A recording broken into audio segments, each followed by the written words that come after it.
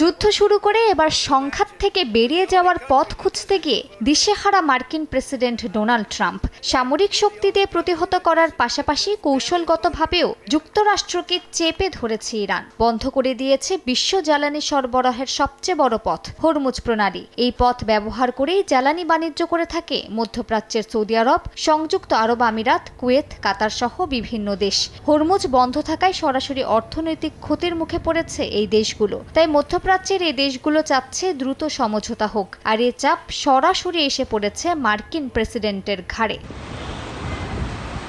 একই সঙ্গে ট্রাম্প প্রশাসনের মধ্যেও দেখা দিয়েছে বিভক্তি। সম্প্রতি যুক্তরাষ্ট্রের জাতীয় সন্ত্রাস বিরোধী কেন্দ্রের পরিচালক জো কেন্টের পদত্যাগ এই বিষয়টিকে আরও স্পষ্ট করে দিয়েছে। একই সঙ্গে গোয়েন্দা বিভাগের প্রধান তুলসী গ্যাবার্টের পরস্পর বিরোধী বক্তব্য প্রশাসনের সিদ্ধান্তহীনতার বিষয়টি সামনে নিয়ে এসেছে। জনমত জরিপের অধিকাংশ মার্কিন জনগণও দ্রুত যুদ্ধ শেষ করার পক্ষে। মার্কিন গণমাধ্যম সিবিএস এর এক জরিপ অনুযায়ী 57% নাগরিক মনে করছেন ইরানের সঙ্গে যুদ্ধের অবস্থা ভালো না।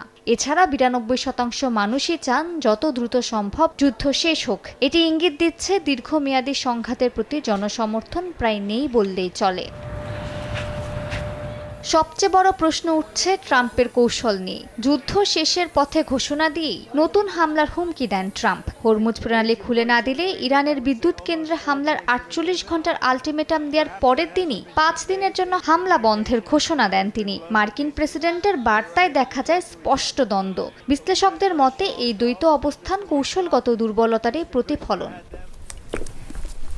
এদিকে ইরানের বিরুদ্ধে যুদ্ধের খরচ বহন করতে প্রায় হিমশিম খাচ্ছে যুক্তরাষ্ট্র। মার্কিন কংগ্রেসে অতিরিক্ত $20,000 কোটি বরাদ্দ চেয়েছে পেন্টাগন। বিশেষজ্ঞদের মতে ইরানের আকার, জনসংখ্যা ও ভূরাজনৈতিক অবস্থান বিবেচনায় এই যুদ্ধ সহজ ছিল না। ফলে দ্রুত বিজয়ের হিসাব এখন বদলে গিয়ে দীর্ঘমেয়াদী অনিশ্চয়তায় পরিণত হয়েছে।